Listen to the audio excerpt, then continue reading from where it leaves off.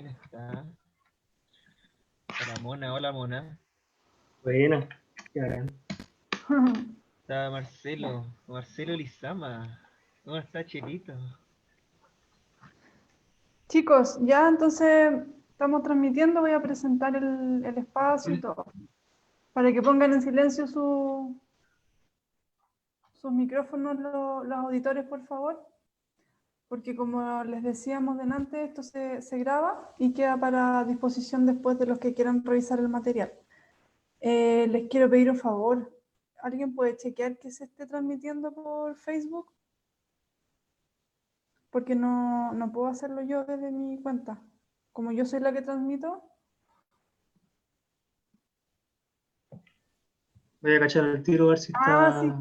Sí, ahí estoy viendo. ¿Se ve? Ya, Perfecto. sí estoy Bacán. viendo. Ya, entonces estamos listos y dispuestos para comenzar. Les doy la bienvenida entonces nuevamente a los que se incorporaron al programa de hoy, 28 de julio. Ya llevamos mucho tiempo transmitiendo desde casa, tratando de acercar el Parque Mahuida a los visitantes de una manera remota. Nuestro programa, para los que no se habían conectado antes, es un programa que busca acercar distintos temas relacionados con la precordillera, y en cada programa estamos tratando de abordar distintos aspectos de este territorio, y ya llevamos yo creo más de 20 episodios y todos han sido muy enriquecedores. Yo creo que los invito a que revisen la página web del parque para que vean todos los temas que hemos ido abordando. Por ejemplo, servicio ecosistémico, espiritualidad, buen vivir.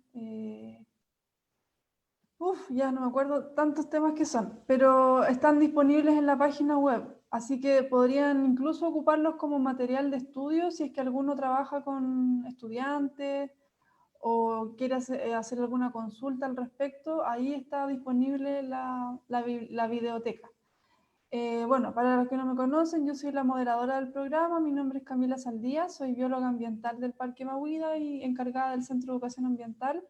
Y estoy también apoyando la misión del parque de llegar a transformarse en una reserva natural municipal. Les cuento la buena noticia de que hoy presentamos el proyecto, el plan de manejo ante la Comisión de Urbanismo y Medio Ambiente de la Municipalidad de La Reina, y los concejales de la comuna, también con representantes del COSOC, lo acogieron de muy buena manera, así que vamos súper bien encaminados. La próxima etapa es presentar el plan de manejo ante el Consejo Municipal de manera pública y abierta, así que seguramente que lo vamos a publicar en redes sociales para que nos acompañen. Eso a modo de introducción, y también introducirlo en el tema de hoy. Hoy día vamos a hablar sobre cómo plantar un árbol desde la semilla a la tierra.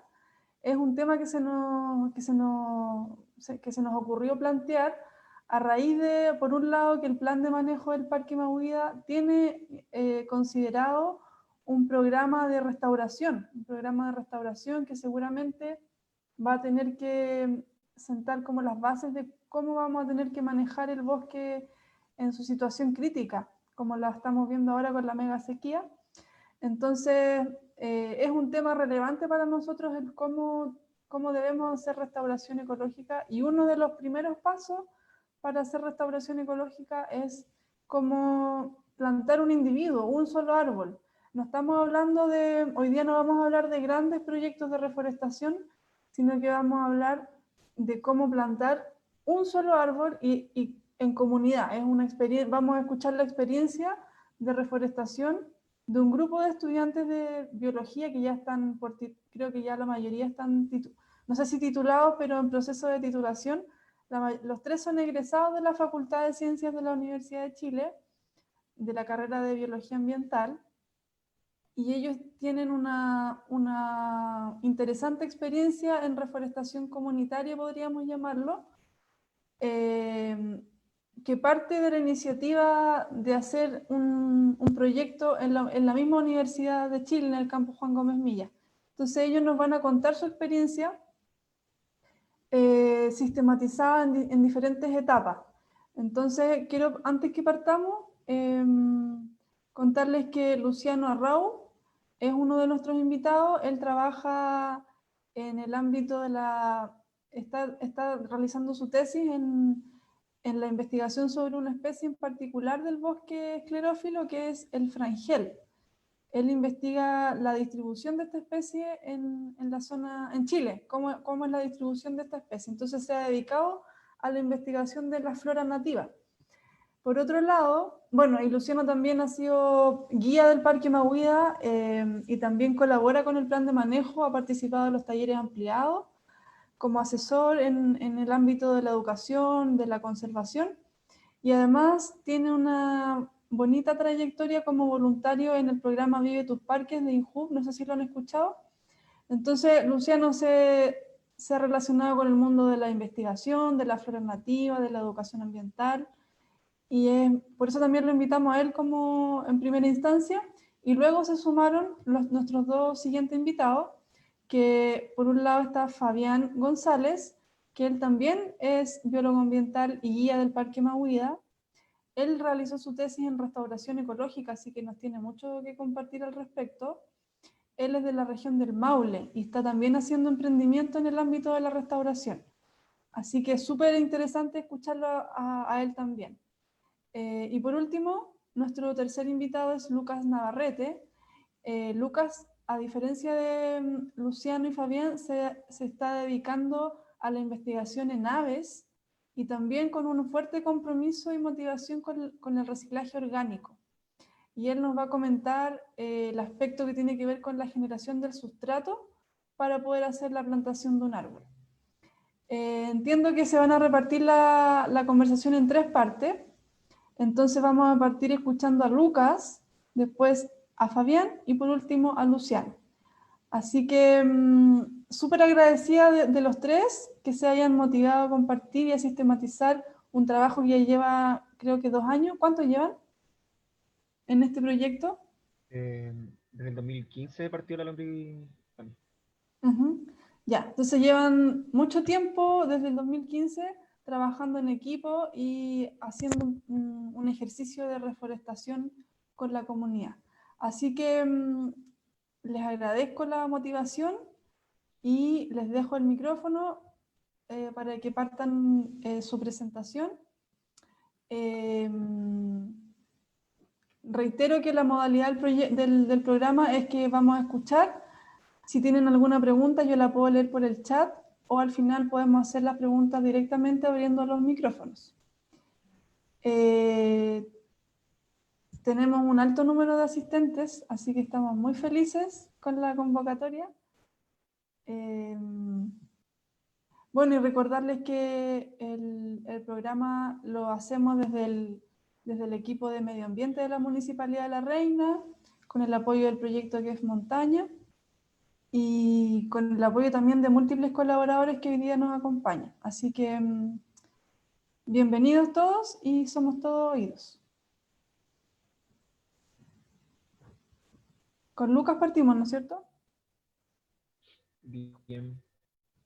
Sí, yo tenía entendido que Luciano tenía que compartir ahora el PPT, ¿no? Sí. Estamos Tranquilos esperando que ahí. estamos en vivo y en directo. Mientras que Luciano Bueno, comparte la pantalla, me gustaría preguntarte, Lucas, ¿cuál es el tema de tu presentación? Sabemos que los tres van a ser tres partes, pero la tuya, ¿cómo la sí, nombrarías? lo que pasa es que esta conversa la vamos a contar, como bien decías, una experiencia. Y voy a partir contando cómo fue el inicio de todo esto, cómo partió la lombricultura, cuál era el objetivo que teníamos en un principio, cuál era la idea inicial que teníamos y cómo fue esto transformándose hasta llegar a lo que hoy conocemos como la Lombri, como el espacio que hay en la facultad y tiene varios adjetivos ya con todo este tiempo que ha pasado, que ahí los chiquillos van a ir contándonos. Dale, Lucy, dame la siguiente. Resulta que partimos el 2015 durante el paro con la idea de, bueno, teníamos la idea de hacer un huerto principalmente. Queríamos hacer un huerto ahí en ese espacio, que era un patio que estaba ahí en la facultad, más bien botado, donde los tíos auxiliares iban a dejar la hoja y se formaba tierra de hoja.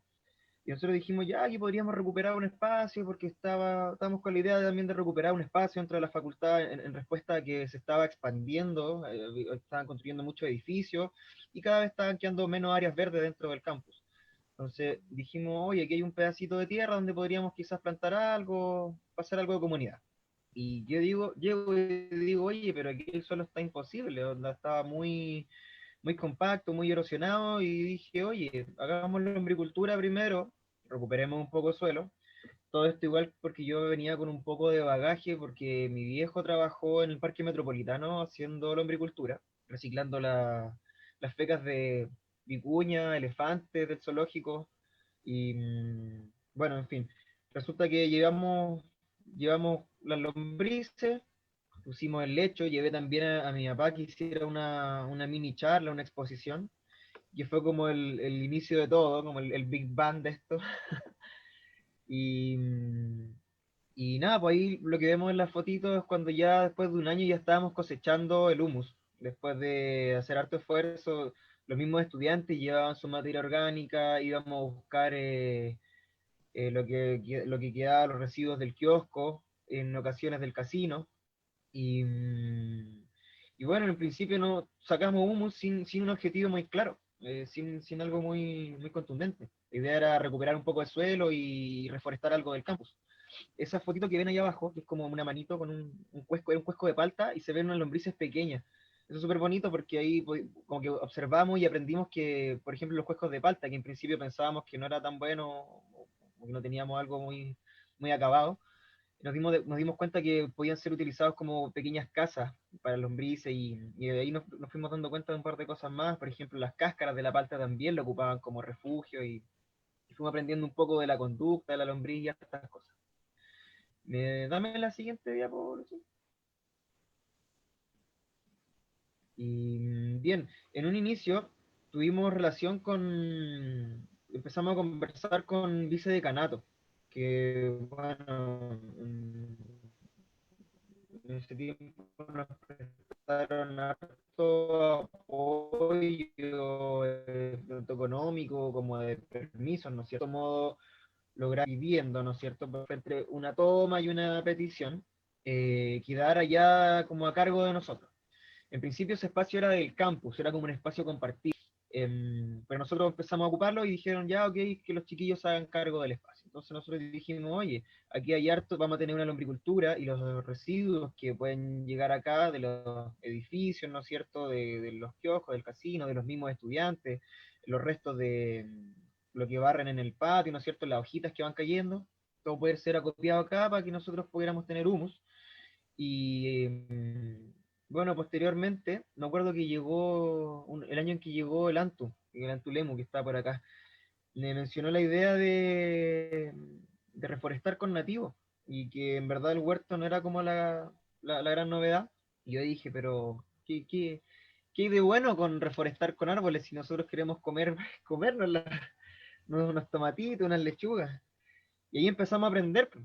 Nos dimos cuenta que como biólogos y biólogas ambientales teníamos no sé, un espacio como que no estaba bien lleno ahí, no estaba como concreto con la idea que teníamos de la flora y de la fauna.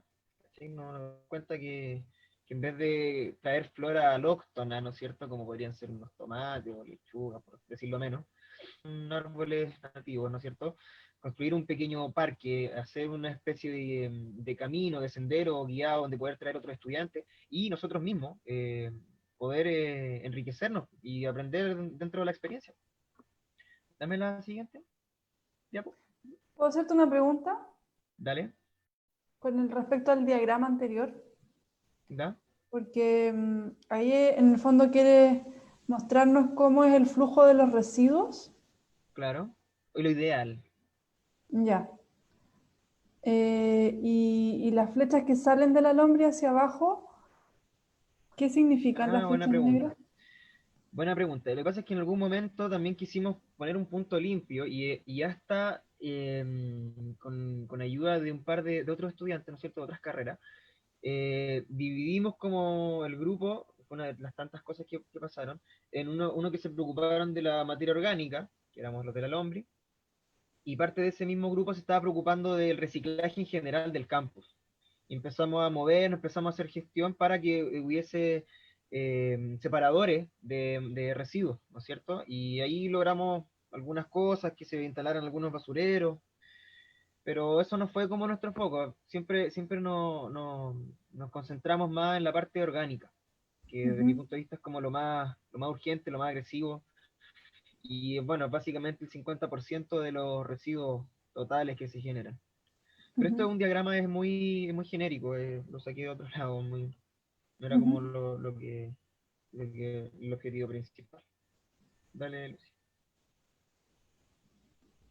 Y bueno, aquí en la foto que viene, está, bueno, en el año 2015 y bueno, 2015-2016 más o menos era así, tal como lo ven, era un patio, que no eran, había un ligustro, ni siquiera un quillay. Había un par de ligustres, unos acacios y nada más, era un peladero y ese radier que hay abajo que se ve. Y bueno, de espalda de la persona que toma la foto estaba el lecho de la hombricultura. Entonces, todo ese espacio quedaba listo y dispuesto para, bueno, hacer lo que posteriormente se ve en la foto ahí el 2019, ¿no es cierto? Ya hay más de 30 especies, todo gracias a los chiquillos del vivero, ¿no es cierto? Que se pusieron las pilas, con incluso ir a comprar algunas especies, y ahí se fueron sumando más grupos. Ya no era solo la hombricultura, no era solo reciclaje orgánico, sino que era viverización de especies. Y posteriormente que llegó un compañero más, que es Luis Iriarte, estaba trabajando en el laboratorio de comportamiento y llegó con la idea de las cajas anidaderas del Chercán. Entonces ahí ya teníamos como unos tres ejes que hubo un tiempo que estuvimos trabajando bien a la par. Y bueno, ahora pueden observar el patio súper bonito, creo que es conocido como el santuario por alguna gente del campus. Y bueno, ahora está un poco más frondoso que eso que se ve el 2019.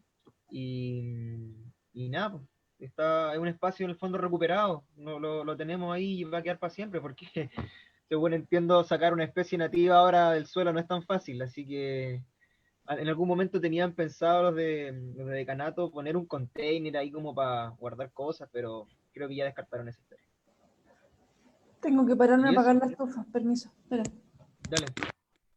Así que eso, no sé si Lucy quería agregar algo más, o el Fabi, algo que se me haya quedado en el tintero. Disculpen lo doméstico, ahí volví. Ya. ¿No? Me parece redondito lo ¿No? que dijiste, como lo dijiste. Y eso un poco la historia de cómo partió esto, pues y ahí los chiquillos fueron aprendiendo y de repente el Luciano se encontró con el Frangel y es la historia que nos va a contar ahora. Qué bonito. Dale. La siguiente, el Fabi parece que viene ahora, ¿no? Sí. ¿Ya me escuchan? Sí. Hola. ¿Aló? Muchas gracias por la invitación, Camila, y también a Luciano y a los visitantes. Bueno, yo les voy a hablar un poco del aspecto cultural de esto, del aprendizaje que se dio en Lucy y bueno, y todos los que y Luca y todas las personas de la Lombre. El título de mi presentación es ¿por qué es importante relacionarse con la biodiversidad nativa? Ya que mi frase principal que va a hilar mi conversación va a ser solo se ama lo que se conoce. Y lo que no se conoce, obviamente, es mucho más difícil de quererlo y de cuidarlo. Siguiente, por favor, Luciano. Señor Luciano. Ya. Hay una temática, un término científico que surgió hace poco que se llama la extinción de la experiencia. ¿En qué consiste? En el círculo vicioso que se da aquí, que ustedes pueden ver, en que se ve una pérdida de contacto con la naturaleza, lo que lleva a una pérdida de interés de proteger la naturaleza y también una pérdida de interés en visitar la naturaleza. ¿Qué tenemos ¿Por qué la gente pierde contacto con la naturaleza? Porque, por una parte, se cría en ambientes, vive en ambientes principalmente urbanos, y también porque sus actividades principalmente están dadas en ambientes con poca naturaleza. Eh, Además de una serie de factores, como la degradación ambiental. La gente, el interés que poco interés en conservar la naturaleza se demuestra, por ejemplo, en esa suciedad que deja la gente, que es muy común verlo lamentablemente en nuestro país. Y la pérdida de interés de visitar la naturaleza, bueno, o sea, por muchos factores, pero por ejemplo aquí es un ejemplo de los niños que prefieren estar jugando en el celular que estar paseando en un lugar verde, en un parque. Siguiente, por favor. ¿Qué pasa en Chile?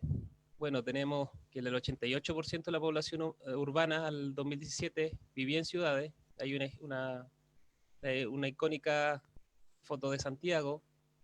Lo que yo hablaba en relación a que por qué se pierde la oportunidad de interactuar con la naturaleza es porque hay menos naturaleza disponible.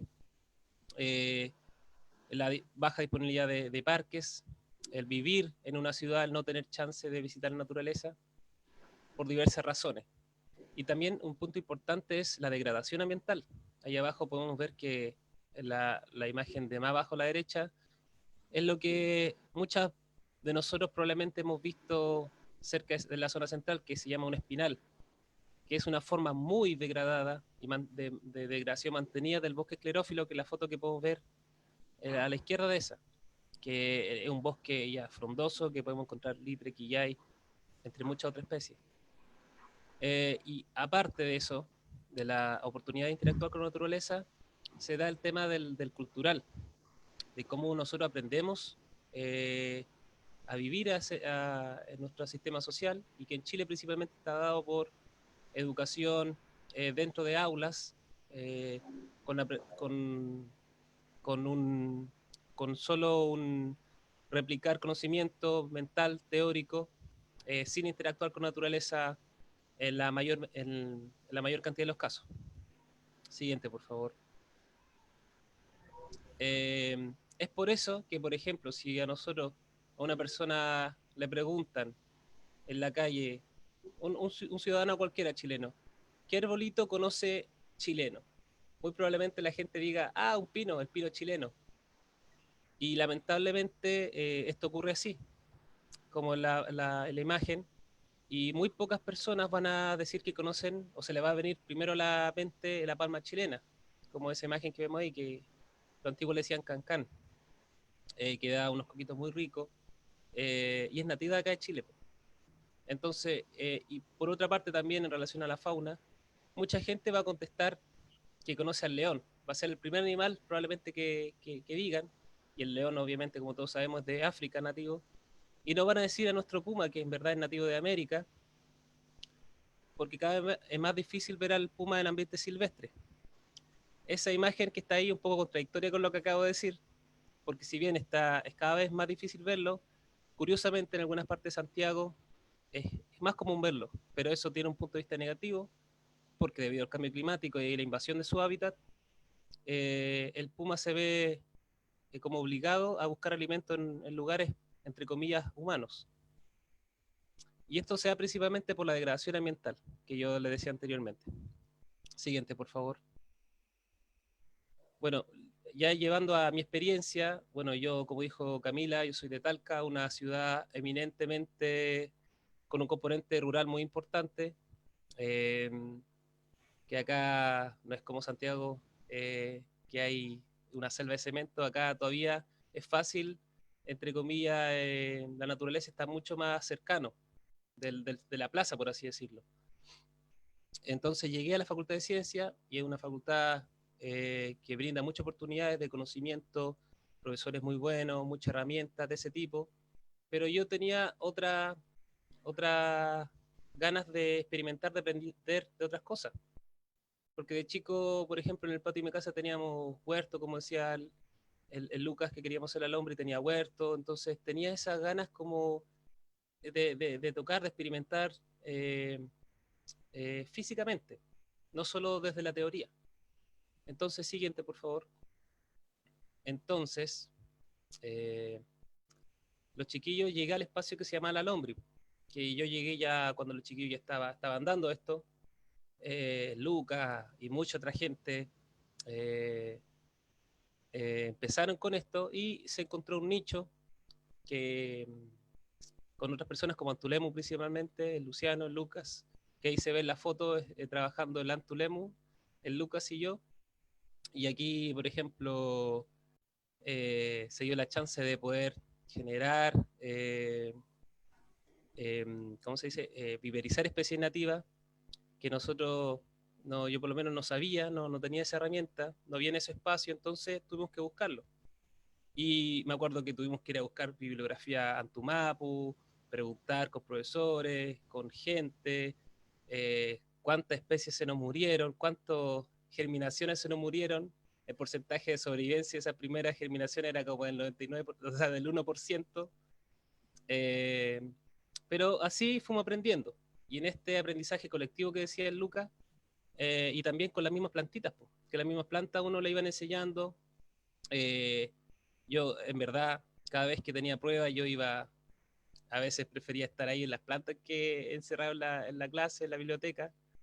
Y una fuente de aprendizaje súper importante, creo yo. Y de hecho tiene que ir de la mano con el teórico. Así que, bueno, fui aprendiendo mucho. Y siguiente, por favor. Hicimos mucha actividad de aprendizaje.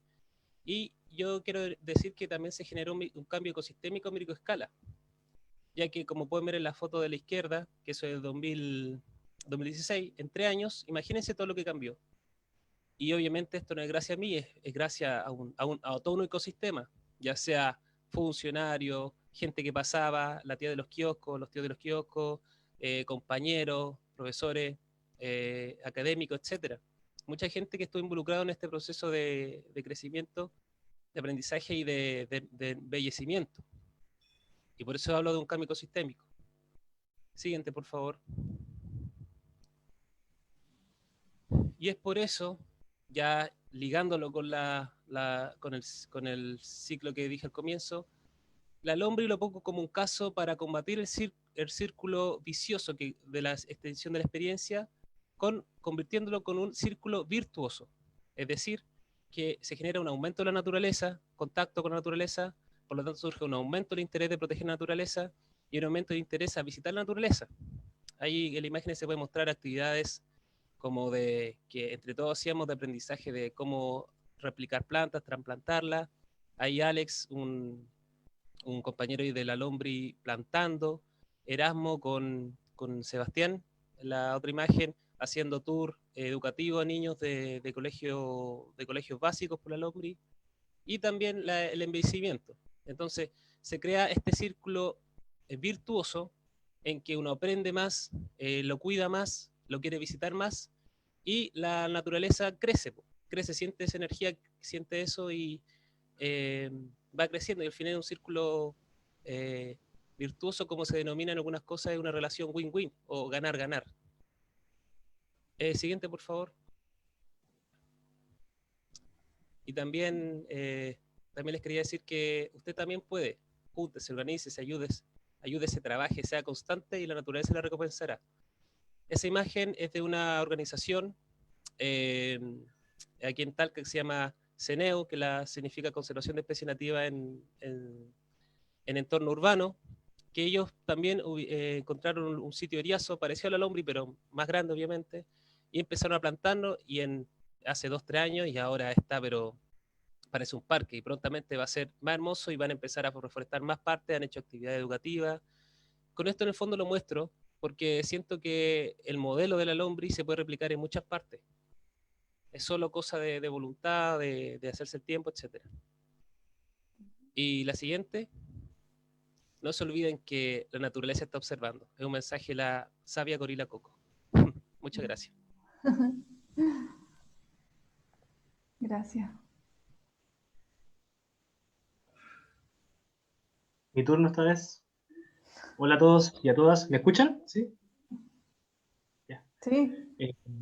Sí, Muchas gracias por acompañarnos esta tarde. Me pone muy feliz poder como compartirles esta experiencia tanto individual como colectiva.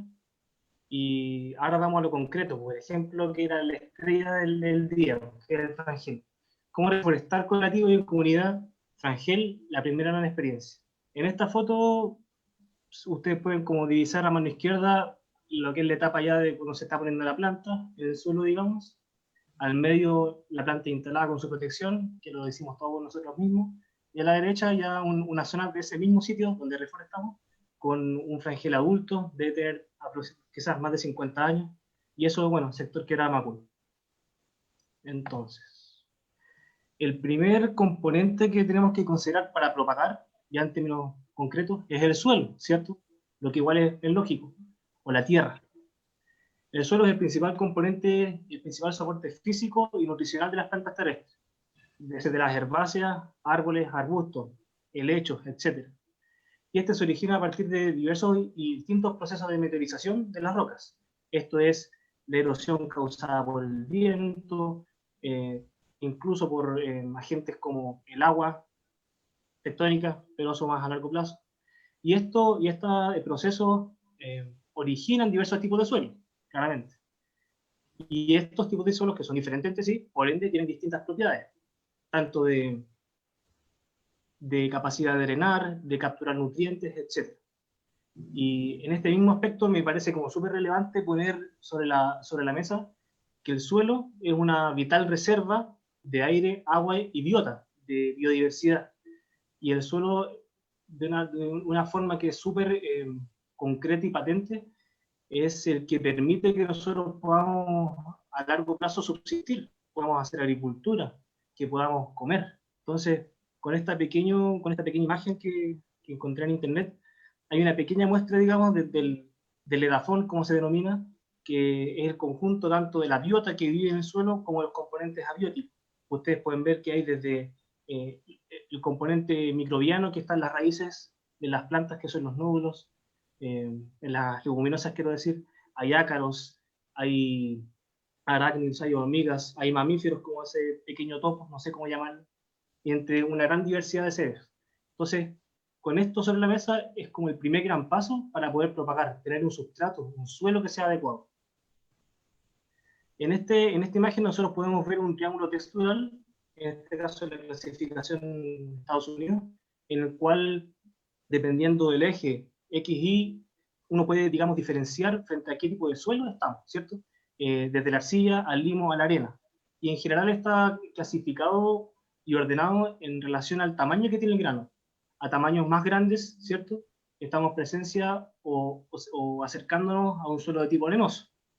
Un tamaño, comillas, medio, para hablar en términos gruesos, corresponde a suelos de la clase del limo, que son suelos que en general se originan en ambientes lacustres o también fluviales, y la arcilla, que es la que nosotros podemos ver en general en muchos ambientes terrestres, que es una tierra muy, muy fina, que de hecho si ustedes se la colocan en la mano y la frotan, les pueden quedar pegadas, digamos, en la mano. Eso también es por la naturaleza físico-química y eléctrica que tiene la arcilla. Entonces, con esto como ejemplo, es como en la primera fase, ¿cierto?, de la propagación. Después les voy a dar algunos tips más de lo que corresponde al suelo. El siguiente paso es la recolección de semillas, en este caso un frangel. Aquí tenemos en la foto un frangel, cuando yo hice la validación de mis datos para la tesis, este es un frangel que está a los 1900 metros sobre el nivel del mar, en Farillones, y estaba, si ustedes lo ven, está cargadito en semillas, se ven unos puntitos muy amarillos mostaza, y en la mano que está ahí, que es mi mano, se ven semillas, que si se fijan tiene una forma, tanto el fruto, digamos, como las semillas que están en su interior, son muy similares a las semillas de Pollén y del Quillay. Antaño eran de la misma familia, ahora el Quillay fue separado, pero esas son otras hierbas, otra conversación. En cuanto a los métodos de propagación, tenemos, digamos, dos grandes divisiones, ¿cierto? La reproducción vegetativa, que es la que en general escuchamos mucho de nuestras abuelitas con el tema de las patillas, de sacar un trozo de la planta y tú ves que la abuelita va por un jardín, agarra una patilla y después la planta en su casa y se le da todo. O también los rizomas, que en este caso, como una idea concreta, sería el jengibre, bulbos, tubérculos, estolones, etc. Y tenemos la otra gran cara, que es la que nosotros nos hemos enfocado de forma predominante en la lombricera y en el vivero, que es la siembra de semillas y la propagación a partir de semillas. Bueno, en este caso, la siembra tiene varias categorías, ¿cierto? Que van desde el tamaño de la semilla a la densidad, es decir, que ustedes en un área pongan 50 semillas a que pongan solo una, en el caso en que sea de una planta como una palma, o de un belloto, por ejemplo, que la semilla es bastante grande, que la siembra sea superficial, es decir, en los primeros centímetros, en vez de que sea por inmersión, que esté más profunda, etc. Sobre esto mismo también hay que tener hartos cuidados, como les mencionó el Fabián hace unos minutos. Nosotros también tuvimos muchos problemas con los hongos, tuvimos harta mortandad de las plántulas por lo mismo, porque muchas veces no controlábamos la humedad, o a veces lo intentábamos controlar, pero aún así se nos iba de las manos. Y digamos, en el siguiente caso que está ahí en la pantalla es el repicado, que corresponde a cuando ustedes tienen la caja de germinación, ¿cierto? En otras fotos más adelante se los mostraré, y ustedes traspasan esa plantita chiquitita que puede tener 2 hojas verdaderas o 4, la traspasan a una bolsa más grande, que no necesariamente es la definitiva, pero sí es más grande para que tire sus raíces en toda su magnitud. Entonces, en cuanto a las pruebas de germinación, lo que hicimos aquí tenemos, digamos, 2 también categorías que no son excluyentes entre sí, que es la estratificación y la escarificación. En el primer caso, la estratificación se refiere a emular, imitar las condiciones ecológicas y ambientales en las cuales las plantas y estas semillas germinan. Es decir, nosotros no podemos, o va a ser más difícil hacerla germinar, por ejemplo, una semilla de un abeto en el norte de Norteamérica, o una semilla de un alerce en condiciones ambientales como las que tenemos acá. Tenemos que someterlo a regímenes de frío, a cierta humedad, etc. Y en el caso de la escarificación, es en general la remoción mecánica de la capa más dura de la semilla. Imagínense un cuesco, un ejemplo de la semilla de la palma chilena, el cancán. El cuesco es súper duro, y para hacerla germinar, de hecho, se suele limar un poco la superficie, o también se le vierte ácido sulfúrico u otro, para poder desgastar esta superficie, de modo que entre el agua y pueda germinar. Si se fijan en la imagen a la derecha, hay un recipiente que tiene varias semillas, ¿cierto? Una parte está sumergida y la otra está flotando. Ese fue el caso en el cual nosotros pudimos separar las semillas del flagelo que utilizamos, porque las semillas que flotan claramente son más livianas, y si son más livianas implica de que muchas no son viables, que el embrión muchas veces está muerto, o el endospermo, es decir, el nutriente con el que el embrión de la semilla crecía, se acabó. Y las semillas que están sumergidas, muchas son viables porque claramente hay endospermo, el embrión está vivo y por ende tiene más peso y decanta. Entonces esas semillas fueron las que nosotros ocupamos, separamos y después llevamos a la tierra. Y aquí este es un momento de alegría que les quiero compartir. Yo aún me acuerdo de ese día, de hecho, porque con un compañero y amigo, el Antu Lemu, estábamos buscando un método como de propagación del flagelo. Él era el primero que se lanzó, porque yo a esta planta la conocía, pero no la conocía, en verdad. Había estado al lado de ella, pero nunca me di cuenta. Y él quería como conocer algún método de propagación, que ver si había algo en literatura o algo por el estilo. No pilló nada, entonces dijimos ya, experimentemos. Y la cosa es que el Antonio hizo un día una cantidad X de semillas, las puso en el sustrato, y otro día me tocó a mí. Y ese día me acuerdo que me mandó un condoro, lo logré arreglar, y eso fue el 28 de marzo aprox, del 2018. Y me acuerdo que aproximadamente unos 6 días después, nosotros no sabíamos cuánto iba a demorar la germinación. El Anto me escribe por WhatsApp: Lucy, germinó. Y yo me acuerdo que me puse a gritar en la calle, porque no, encima era la primera planta que había germinado. Entonces fue como, fue la emoción, fue todo muy bacán. Y bueno, en la foto, lo que les quiero como mostrar, lo que se ve blanquito es la radícula, que es la raíz guaguita o bebé de esta planta que estaban haciendo.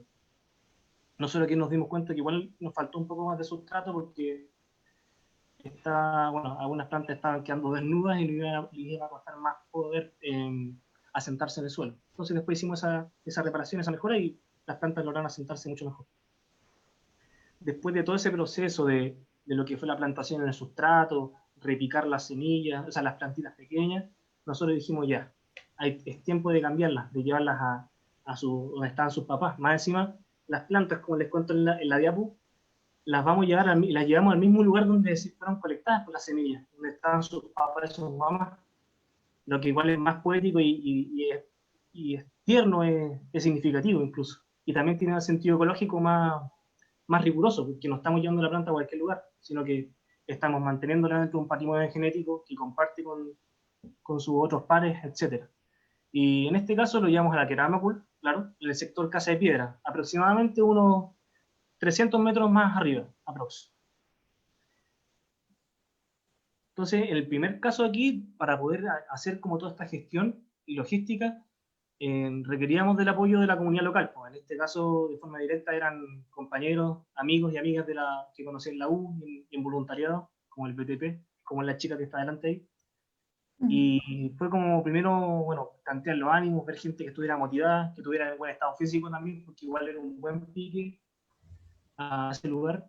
Y logré como aunar voluntades. El Anto también apañó ahí como moviendo a la gente, el Fabián también. Y lo logramos, pues. Finalmente pudimos armar este grupo y ya fijar un día. Entonces, en cuanto a la gestión y logística administrativa y humana, tuvimos apaño y apoyo de mucha gente, tanto de la gente, de los amigos de la Lombri, las amigas de la Lombri, del Parque Natural que era Macul, que hoy le tengo que dar muchas gracias a don Paul Di Furlan, que es uno de los guardaparques fundadores del parque, que desde el primer día que yo le mandé un correo me apoyó mucho, de la Facultad de Ciencias, también en particular de la profe Caresa Boto, que nos gestionó una camioneta para poder llevar las plantas al parque, que no era poco peso.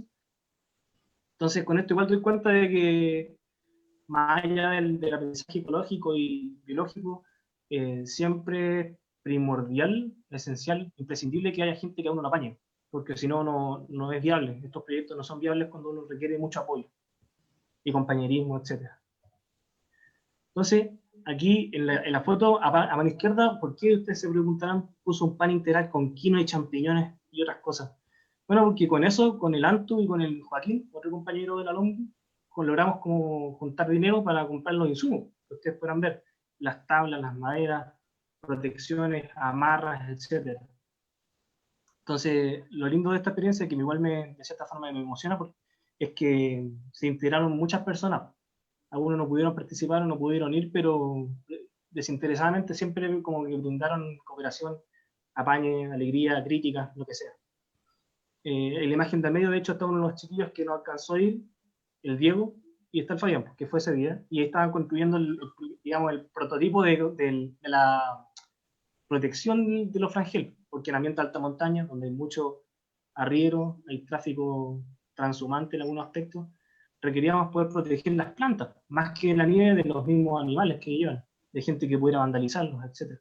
Y a la derecha ya está como el penúltimo día antes de que fuéramos al parque, se ven todas esas tablas que están como casi en punta de flecha, parecen como esas rejas medias medievales, y también las plantulitas que están arriba, ya tenían un año aprox, reciclando incluso bidones de agua, en lo que se imaginen.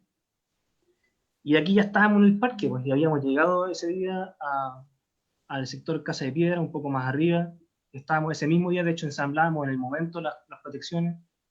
Fue todo muy divertido igual porque andábamos con chuzos, con martillos, andábamos súper pesados, pero igual subiendo súper rápido. Fue un gran día. Y a la derecha, un ejemplo de lo que fue la plantación. Está el Jaime, también conocido como Caroto, está el Juaco, y uno de los funcionarios de la municipalidad y del departamento de medio ambiente de la Comunidad de Peñalolén, que también nos apoyó mucho ese día, tanto con el peso como con consejos y otras cosas. En este caso, bueno, estoy yo, está el Felipe también, otros amigos, el Jonás y el Joaquín. Y yo tengo en la mano algo que quería destacar mucho, que es un sustrato que nosotros ocupamos para poder plantar estas plantitas en ese lugar y que pudieran retener más tiempo el agua, que se llama poliacrilato de potasio. Nosotros pensamos que iba a ser como la panacea, porque iba a funcionar perfectamente, pero ya le hago un spoiler que no fue tan así. Entonces nosotros vertíamos este polvillo blanco, que es como se forma un gel, digamos, cuando entra en contacto con el agua, y le permite a la planta, que esto se ocupa mucho en la agricultura, mantener más tiempo el agua.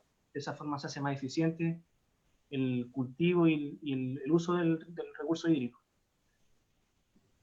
Y aquí, ahí nuevamente mostrando las plantas, cómo quedan con la protección. Cada planta nosotros le pusimos por una idea que surgió del ANTU, ponerle una placa de aluminio, si es que mal no recuerdo, en el cual anotábamos algunos datos como el diámetro que tenía la plantita a la altura del cuello y varios otros tecnicismos que era para hacer un seguimiento. Y a la derecha ahí están tomando mate, compartiendo un ratito después del trabajo. Y el mismo proceso, de hecho, se llevó unas semanas antes, pero en el Cerro Torrecilla, en el Cajón del Maipo, que fue la primera experiencia y de hecho fue con nieve. En esa oportunidad fue también Joaquín, fue Jonás, fue el Antu y el papá de Antu Lemu. O sea, el papá de Jonás, quiero decir. Ese día se plantaron menos plantas y el trayecto, por lo que me contaron, fue menos largo. Y tenían al menos un buen aspecto de las plantas después de unos meses. Pero aquí también se viene algo un poco triste que comentarles. Aprendizajes y nuevas experiencias y nuevas preguntas que surgieron. Nos dimos cuenta de que tras los resultados que después de unos meses, de hecho los últimos, ¿cuánto será? En verano, uno de los chiquillos que fue a la quebrada y al Torrecilla se dio cuenta que prácticamente todas las plantas estaban muertas. Muchas protecciones habían sido vandalizadas. Nosotros pensamos más que nada por la forma en que estaban, que fueron las mismas vacas las que las botaron. Y sobre estos eventos nos dimos cuenta y pensamos varias cosas, que el monitoreo era necesario, al menos una vez al mes, considerando que eran plantas muy pequeñas, muy jóvenes, y también el lugar en que estaban. No estaban cerca de un curso de agua como un río o un riachuelo, estaban bastante arriba, y recibían solamente nieve, y concordemos que el año pasado tampoco llovió mucho, ni nevó mucho, entonces era en el escenario de mega sequía, esto acrecentó las posibilidades de la mortandad de estas plantas. Y por ende nosotros dijimos, entonces, para este caso, para este tipo de plantas que viven en lugares más inaccesibles, más agrestes, incluso más rudos, y nos dimos cuenta que hay que gestionar, sí o sí, mejores alternativas de riego, porque bajo el escenario actual y considerando que muchas veces los guardaparques también están atados de manos, de no poder estar siempre vigilando estas plantas, se hace muy necesario pensar muy detenidamente cómo se va a plantar y cómo se va a seguir la sobrevida de estos individuos. Bueno, como les comento, el aprendizaje al final es colectivo, la experiencia es colectiva, la discusión es colectiva y a mí eso, y creo que para todos los que hemos estado en este tipo de proyectos ha sido como el principal aprendizaje, de que el combate, la adaptación al cambio climático, el combate y quiere mejorar las condiciones de nuestra sociedad, cualquier ejemplo que tenga relación o tenga una similitud, implica colectividad. Y sin colectividad, cualquier avance, cualquier progreso va a ser imposible. Por ende, aquí les remarco y les quiero como, igual puede que ya todos lo tengan claro, pero nunca está de más, la colectividad es imprescindible y es invaluable. Bueno, ahí está la foto, la última selfie antes de bajar, todos los chiquillos, los guardaparques, la PAME, amigos, compañeros, y a la derecha estamos disfrutando ya, pues. Al final de ese día, una buena chelita artesanal. Eso sería. Muchas gracias. Ay, qué bonito. Me causa gracia porque justo Peñalolén y La Reina son las dos municipalidades que están buscando llegar a ser una reserva. Entonces, me da risa porque seguramente vamos a publicar este programa y los van a invitar ahora a Peñalolén a mostrar lo mismo.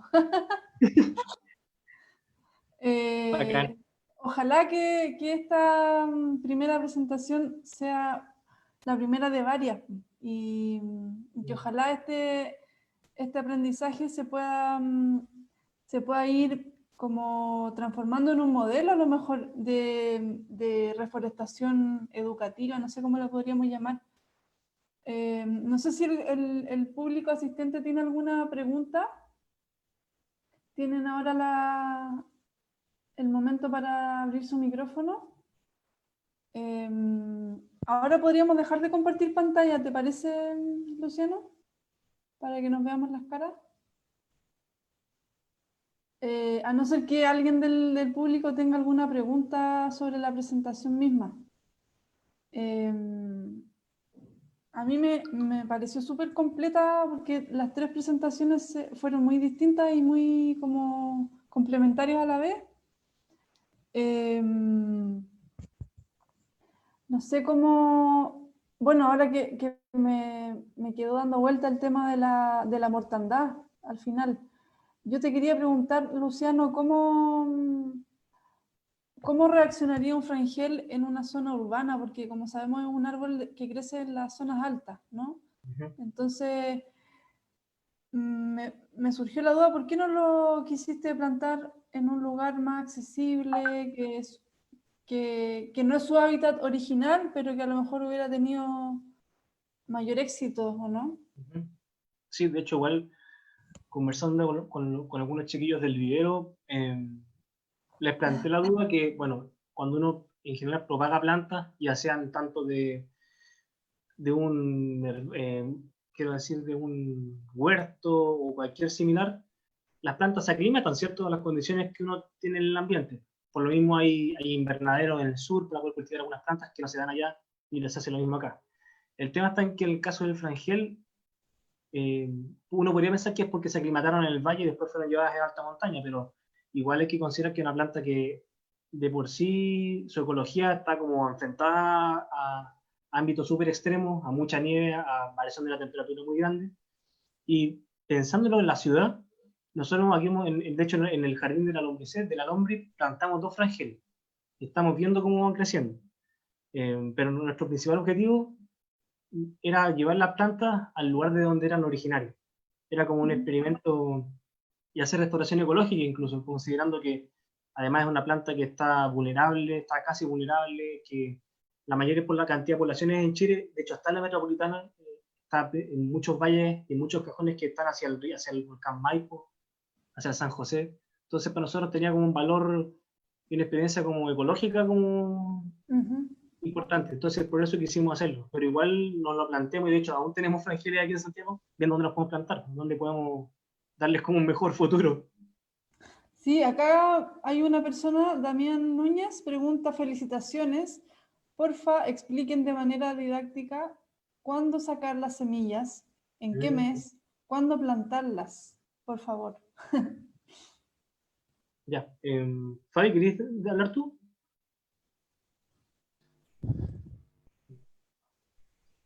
Bueno, ¿cómo era la pregunta? ¿Cuándo se sacan las semillas y cuándo plantarlas?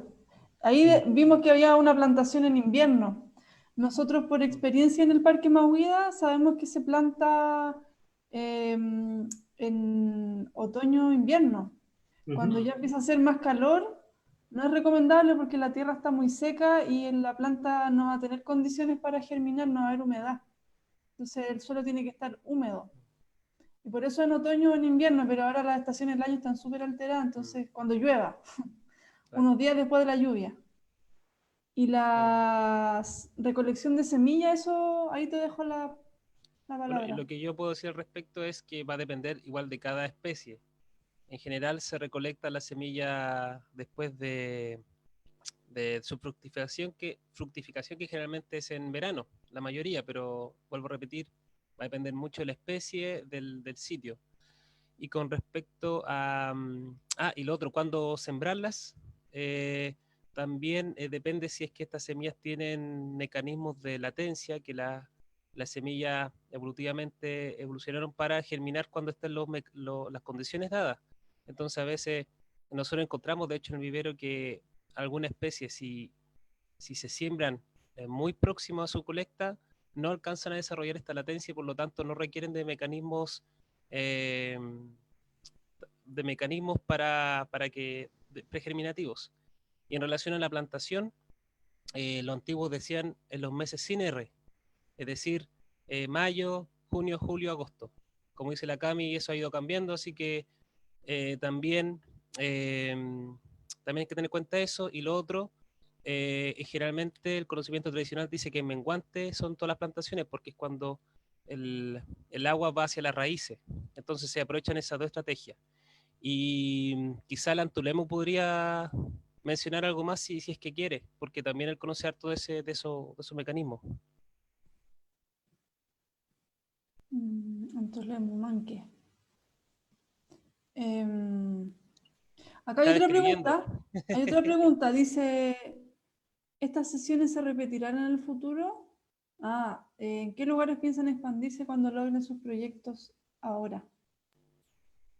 Yo creo que esta sesión, parece que me pregunta a mí, como si esta sesión de programa, yo creo que de todas maneras, porque sabemos que causa mucho entusiasmo en la gente, y a nosotros igual nos interesa seguir como profundizando en el tema para, por ejemplo, ayudar a los colegios que quieren reforestar sus escuelas o a las juntas de vecinos que quieren hacer reforestación en plazas, por ejemplo, que están abandonadas o que no están tan bonitas.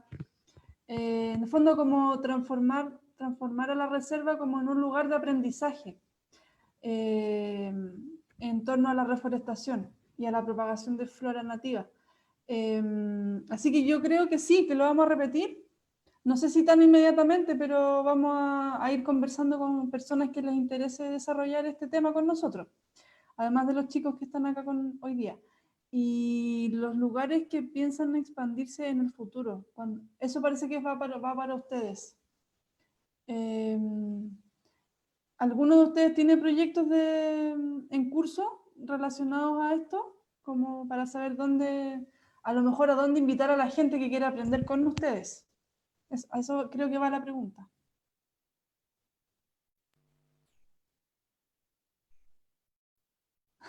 Luca, empieza tú, po. Con el micrófono. La verdad no tengo proyectos enfocados en esto actualmente, pero a futuro sí pretendo dedicarme a la lombricultura, o sea, no en particular yo, sino que mi papá tiene como una especie de emprendimiento, ¿cachai? Y está partiendo. Entonces queremos promover de alguna forma el cultivo urbano. De hecho, es cultivourbano.cl. Ese es como su nombre. Y la idea es facilitar igual huertos verticales y promover un poco eso. Y también la hombricultura, como enfocado en esto mismo, como la idea de reducir, ¿no es cierto?, las emisiones y de alguna forma hacernos cargo, porque igual es algo que tenemos que hacerlo todo, y organizarse de alguna forma. Entonces, la verdad yo en particular no tengo nada, pero a futuro puede que salgan cositas. Estamos trabajando. Súper, genial. Acá dice Antulemu, también hay fundamentos fisiológicos para el trasplante. Ahí alguien, si se anima a desarrollar esa idea, me imagino que tiene que ver con lo que contaban en la presentación, de que el ensayo y el error, para ver cuándo están las condiciones dadas para la germinación y lo mismo para el trasplante. O sea, una cosa es de la semilla a la plantulita, cuando tú te pusiste contento porque salió la primera raíz, esa fue un gran hito. Después de ahí pasó creo que un año hasta que la plántula pudo estar en condiciones de ser llevada a otro lugar. Y ahí ya tenía una cierta altura. Y ahí en hacer el hoyo y hacer el trasplante mismo también hay ciertos criterios. No, por ejemplo, la profundidad del hoyo, el diámetro, la humedad, esto de poner el cerco, para qué se pone el cerco. Ahí no es tanto fisiología, es más bien como condiciones básicas para que no haya, por ejemplo, que vaya una vaca y la pise o se la coma. Cami, pregunta tanto si se puede hablar, si los visitantes... Obvio, yo estaba rellenando porque no sabía si él quería hablar. Dale nomás tú. ¿Ya? ¿Se escucha? Sí. No, básicamente comentar de que también durante el invierno, generalmente muchas plantas entran en receso vegetativo. No todas, pero muchas. Y durante ese proceso ellas desarrollan más citocinas y auxinas que promueven el desarrollo de las raíces. Por eso uno trasplanta durante, como decía Fabián, durante los meses donde no hay R. Porque durante ese periodo la presencia de auxina y citocinas en el sistema vascular permite el desarrollo de raíces y hace de que sea mucho más propicio el trasplante. En cambio, durante la temporada cálida o las estaciones cálidas, el sistema vascular empieza a secretar ésteres que producen la formación de flores y frutos. Y estos ésteres también neutralizan a la auxina. Entonces, cuando uno trasplanta durante primavera o verano, no solamente la planta va a estar sometida a un estrés hídrico y a un estrés térmico, sino que además no va a estar generando raíces. Entonces solamente con las raíces que tiene va a pasar esa temporada. Entonces eso es como un dato relevante de por qué hacer los trasplantes en invierno, en otoño-invierno. Otra cosa que quería comentar, nosotros revisamos bibliografía antes, y antes de propagar el frangel, había muy poca bibliografía sobre su propagación. Y en ese sentido fue interesante porque nosotros desconocíamos si el frangel tenía mecanismos de latencia como muchas especies nativas, que impidiera la germinación. Y nos encontramos de que no, que el frangel no presentaba una latencia. Sin embargo, la semilla es levemente recalcitrante. Y eso es algo que también aprendimos porque hicimos ensayos durante otoño y hicimos ensayos durante primavera. Y las semillas que colectábamos a finales del verano germinaban en menor porcentaje durante la primavera. Y es probable porque la tasa de respiración, al tener el frangel una testa tan ligera, tan poco, de poco grosor, hacía de que la semilla fuera perdiendo reservas por respiración con el entorno. Entonces podía ser que algo que todavía habría que investigar, pero pensamos de que es levemente recalcitrante. O sea, una semilla que no tiene una vida, decimos, no la podría guardar por mucho tiempo. En ese sentido, nuestras mejores experiencias en cuanto a germinación fueron sembrarlas después de la colecta a finales de verano. Nosotros colectábamos en marzo y el mismo marzo, unos días después, hicimos la siembra y obtuvimos mejores resultados que en primavera en cuanto a germinación.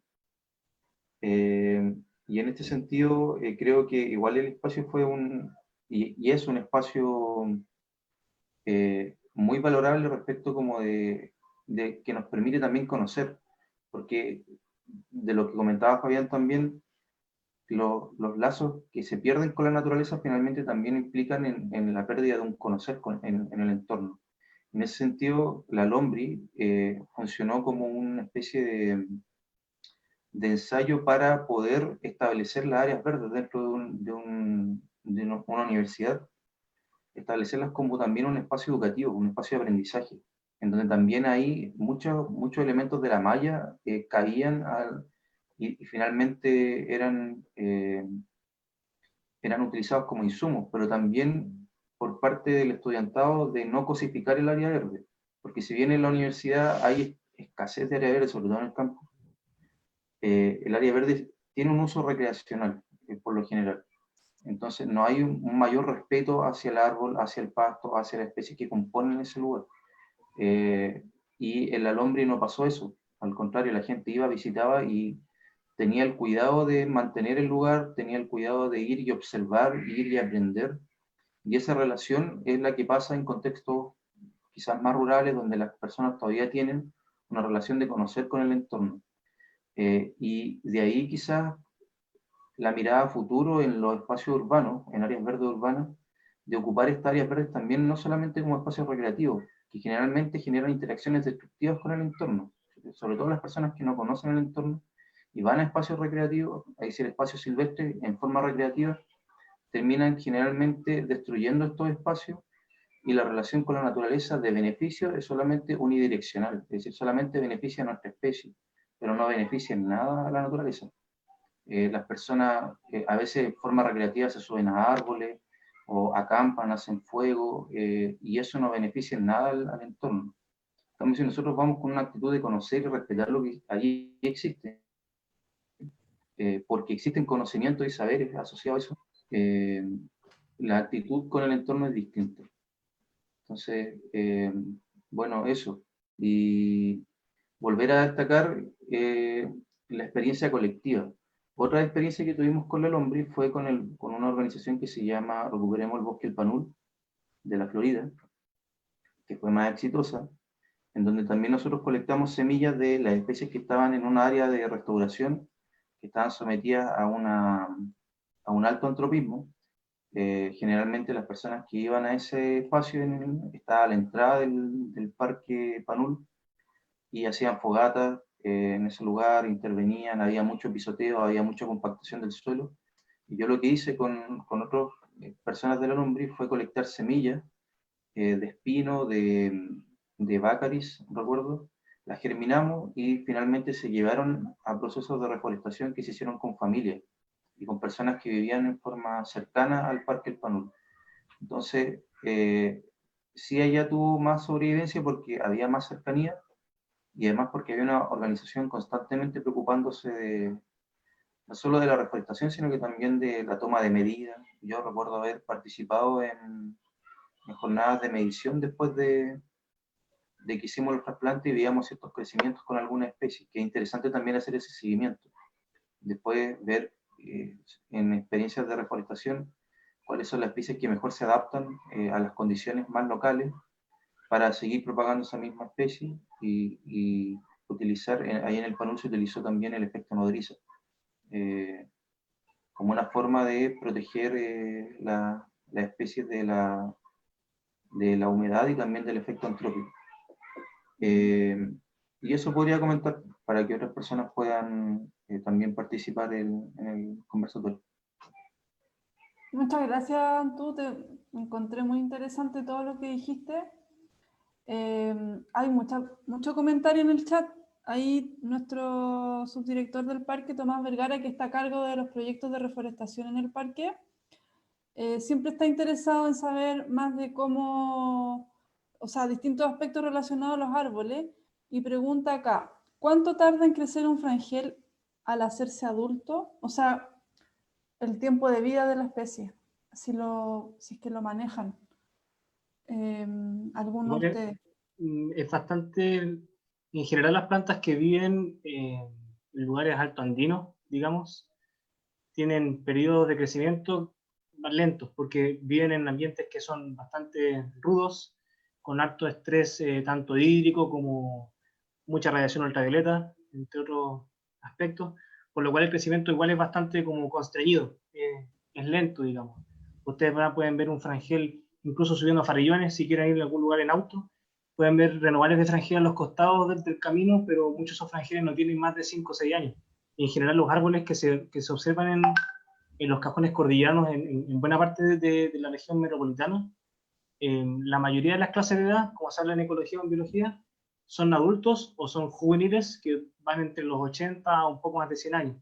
Pero en general los individuos pequeños, plántulas o renovales, es muy poco lo que hay en la región. Y de hecho una de las señales de alarma, y también una de las cosas por las que igual me motivé por trabajar con la especie, porque la renovación es muy mala, es bajísima, y se ha observado que incluso hay mortandad de muchas especies, y aún está por esclarecerse por qué está ocurriendo eso. Y bueno, para responder un poco la pregunta, siendo más concreto, son mucho más, yo imagino yo, de 30 o 40 años para que llegue a ser adulto. Porque en general los que tú puedes ver en Farellones o en Yerba Loca o en las nacientes del río Maipo,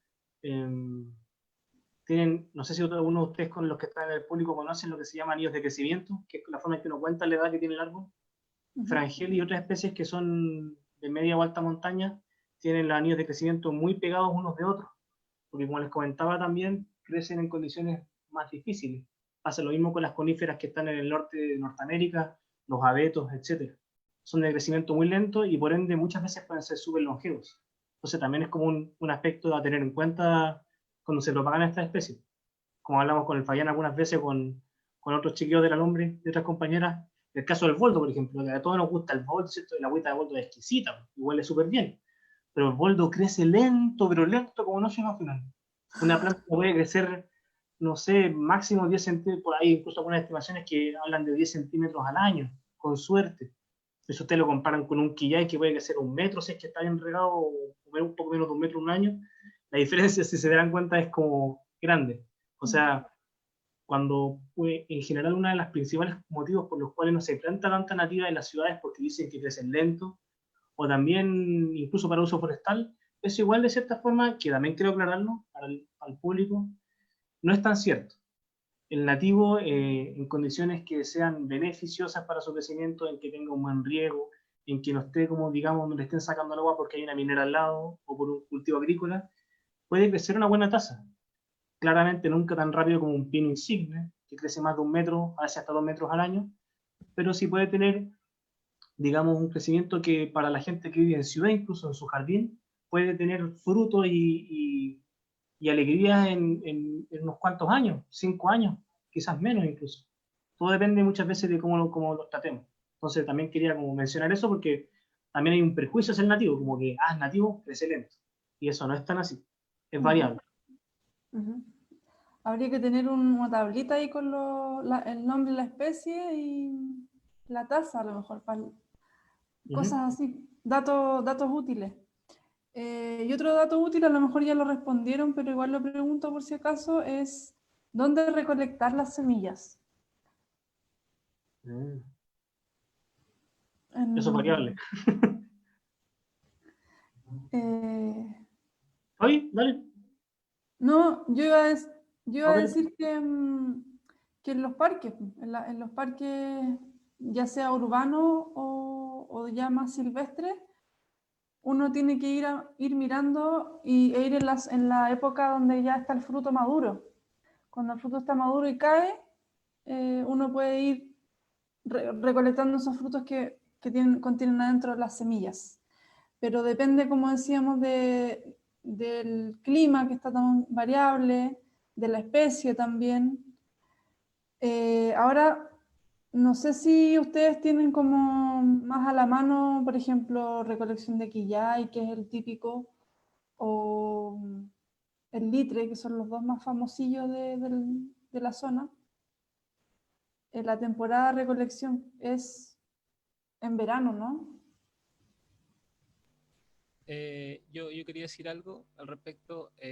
Claro, sí, en verano la mayoría, pero también, ahora que me acuerdo, en otoño es súper bueno para recolectar. Ojalá antes de las primeras lluvias fuertes. Y el Antulemo acaba de decir algo importante igual, que, que es, ojalá, él dice que no es espacio silvestre, ojalá. El tema es que Ah, también importa, porque también tiene un impacto lo que nosotros recolectemos, po. Yo creo que al final todo depende de la escala. Y también, de hecho, hay como prácticas más, ¿cómo se puede decir? Más respetuosas de que alguna gente dice sacar no más, por ejemplo, del 10% del total de fruto, algo así. Dejar siempre en el sector, porque al final uno está sacando genética del sector, que es genética que es evolutivamente importante en el sector. Por eso depende de la finalidad. Por ejemplo, si uno quiere germinar quillay para plantar en la casita o para aprender, le sirve mucho más sacar de la plaza. Ahora, si uno quiere germinar quillay para plantarlo después en otro lugar, en un lugar silvestre, ahí también serviría eh, sacar semillas de un quillay silvestre, porque se va a mantener esa genética. ujú, Eso en relación al cuándo y dónde y cómo sacar semillas. ujú. Súper. Creo que ahí leímos todas las preguntas y comentarios. Hay muchas felicitaciones. Rige para todas las plantas o solo nativas. Plantas de todo el mundo, no en todos casos, pero sí en un buen número. Eso era relacionado a ahí me perdí un poco. De todas maneras, yo creo que del chat y de todas las preguntas que han salido acá, yo voy a descargar el chat y voy a como reformular o sea, para que vayamos haciéndolo cada vez más como tipo manual, como les decía, que la gente está con muchas ganas de aprender las cosas prácticas, pero yo creo que también es súper importante el proceso que ustedes nos compartieron hoy día, porque fue un proceso bien espontáneo y súper orgánico. Yo siento que todo se fue dando de una manera casual, pero a la vez súper comprometida. Entonces eso hace que el grupo y que el proyecto sea también un proyecto ecológico desde su naturaleza más profunda. Entonces, quiero felicitarlo. A Lucas, como que lo sentí más más calladito, así que me gustaría hacerle una pregunta a él también en relación a... Me llamó mucho la atención cuando hablaste de tu papá, de que él fue quien te ayudó, quien los ayudó a hacer la... Él tenía conocimientos asociados al reciclaje orgánico, con las fecas de los animales, porque trabajaba en el Parque Metropolitano. Entonces hay como un trasfondo familiar aquí, y un trasfondo como de que en este grupo y en cualquier comunidad en general hay un gran conocimiento. Entonces yo quiero como poner en valor ese aspecto de la presentación tuya, y de que no había como un proyecto así mega planificado, como que fue así, oh, quiero hacer esto, lo hago, y después vino otro y también quiso hacer algo y se conectó con lo que había antes, y así se fue armando. Entonces, no sé si quieres comentar algo de eso, que me parece como que es el sello del proyecto, esta espontaneidad orgánica. Gracias, gracias Cami. Sí, o sea, yo creo que Luciano igual lo dejó bien claro, es la colectividad, las ganas, el estar. Y lo otro que también, ¿cómo se llama? Estábamos mucho rato en la U, po. Estábamos de repente todo el día, era nuestra casa, ¿cachai? Entonces teníamos que vivir ahí desde las 8 a las 8, a las 9, a veces a las 10, y así. Y queríamos que sea un lugar grato, que sea un lugar grato para todos, ¿cachai? Para estar ahí, para almorzar. Y, y claro, pues fue como muy en respuesta, igual de que justo en esa época estaban apareciendo recién nuevas salas, unos aularios, que a todo esto rompían bastante con la estética del campo y con lo que venía siendo, con la cultura del campus Juan Gómez Milla, que bueno, ha sido bastante criticada, pero mejor no entrar en esos detalles, ¿no? Así que necesitábamos un espacio, un área verde, necesitábamos recuperar, sí o sí, algo. Y fueron esas ganas, fue esa motivación de todos los estudiantes de querer participar, y de a poco fueron, no sé, pues empezamos a crecer un poco en número y en aprendizaje también. Y se dio la oportunidad, por ejemplo, de traer chicos de enseñanza básica, como te contaba en la reunión anterior, que también fueron en una ocasión, unos chicos del Sename, y estuvimos compartiendo ahí, haciendo educación ambiental, básicamente, y aprendiendo a hacer educación ambiental, estando en segundo, tercer año. eh, Así que fue una instancia, una oportunidad de aprendizaje para las personas que nos tocó vivirlo, súper enriquecedora, súper así de aprender haciendo literalmente, así de todo. Y también destacar que tuvimos apoyo de las autoridades en varios aspectos. De las autoridades me refiero de vicedecanato principalmente, de la DAE y de los profesores. Yo creo que hay varios profesores, también la profesora Careza también estuvo ahí, se la jugó con los chiquillos. Y cuando tuvimos que pedir las primeras firmas para hacernos cargo del espacio, porque no íbamos a hacer cargo, también ahí puso su firma, la profe Careza. Luego de eso conseguimos una manguera, si el patio no tenía nada, si era un peladero totalmente vacío. Así que verlo ahora en lo que se convirtió y en todo esto, ver ahora los chiquillos, igual en el final no estuve tan unido porque me tocó ya estar en quinto, preocuparme de la tesis, me metí en otros temas y perdí un poco el hilo de eso. De hecho, poco más, creo que nunca fui no acompañé a los chiquillos a buscar semillas ni a dejar árboles, no participé en eso. Eh, pero había un grupo que sí lo hacía y yo veía como con los otros cabros que hacíamos la hombricultura que estaba funcionando, que había una reciprocidad como orgánica, tal como lo decía. Así que igual, no sé, para el futuro trabajar en algo como esto, con los chiquillos, no sé, pues, tener ahí o lograr que Peñalolén y la Reina consigamos un parque, un renamo oficial, sería súper entretenido. Sí, Me voy a la idea. yo me inspiro mucho al escucharlos, porque veo que esta experiencia que ustedes nos compartieron hoy día puede ser un proyecto súper replicable, y incluso conceptual y teóricamente tiene mucho como jugo que sacar todavía. al escuchar a Tulemo, a escucharte a ti, a escucharlo a los cuatro, ha sido súper enriquecedor.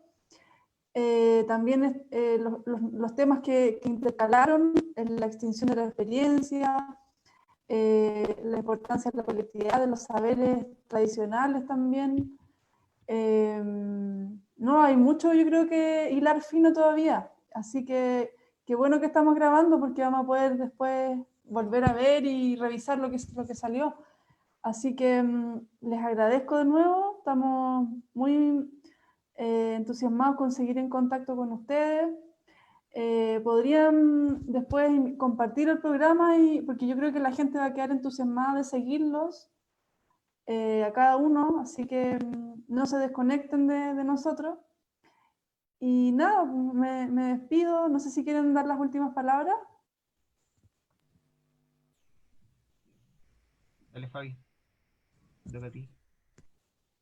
Yo solo decir, mandar un saludo muy cordial a la gente de la Lombri aquí presente, bueno, tanto Lemo Manque, el señor Marcelo Lizama, Cristian Arrau, que también es de la Lombri, Éramos y Fuentes, se fueron, pero está Sebastián Montoya también, y no alcanzo a leer otros más, pero también, Ismael creo también quizás sea de la Lombri, no estoy seguro si sea él, pero también, o sea, básicamente quería recalcar que este proyecto, bueno, se ven 4 personas, pero en verdad hay mucha gente por detrás que no ha salido y que ha generado un aporte sustancial y súper importante. Así que eso, muchas gracias y un saludo afectuoso a la gente de la Lombri. Súper. Pueden dar avisos. Una cosa que quería mencionar. Bueno, dentro de Facebook y las redes sociales hay varios grupos que difunden mucha información sobre propagación, métodos, sí, etc. Yo les recomiendo mucho a la gente que quiere indagar, que se meta en el grupo Propagación de Flora Nativa en Chile, porque hay mucha gente, que saben mucho, de hecho saben mucho más que muchos académicos de Chile, al menos en cuanto a propagación. Y también hay un grupo que en realidad es él y ella, el Benito Rossendi y la Javiera Chinga, que ambos son ecólogos y que tienen un perfil en Instagram y en Facebook también, si es que no me equivoco, y en Twitter, que se llama Propaga Nativas. Ellos están haciendo una pega muy linda porque además de entregar info súper sistemática de cómo propagar X plantas, hacen mucho énfasis también en la belleza estética, en el hermoso acervo como evolutivo que tiene nuestra flora. Y de hecho están haciendo un ciclo de charlas que también, al igual que este programa, está quedando registrado en Facebook, que se llama algo así como Propaga Nativas, y tienen charlas tanto de las puyas, los chaguales que se pueden ver en Mahuira o en la Quebrada, de muchas plantas altoandinas, etc. Entonces, con esto, les quiero decir a los que están escuchando y los que nos van a escuchar, las que nos van a escuchar después, que si tienen interés, que se lancen nomás, aunque tengan un pedazo de balcón, aunque tengan un trozo de patio, pueden propagar. No hay que tener miedo y no hay que tener tampoco un fondo para poder plantar o propagar la planta que sea. Tienen que lanzarse nomás porque después no van a parar. No paran. Súper. Eso. Gracias. Gracias a todos. Síganos próximamente. El jueves vamos a tener un conversatorio sobre el mismo tema, pero con otro invitado que nos va a hablar de rehabilitación ecológica, con el profesor Antonio Vita, un académico de la Facultad de Ciencias Forestales de la Universidad de Chile, que es especialista en Guayacán y en restauración, en rehabilitación ecológica, para que nos sigan el jueves a las 3:30. Así que atentos. Abrazos grandes y estamos en contacto.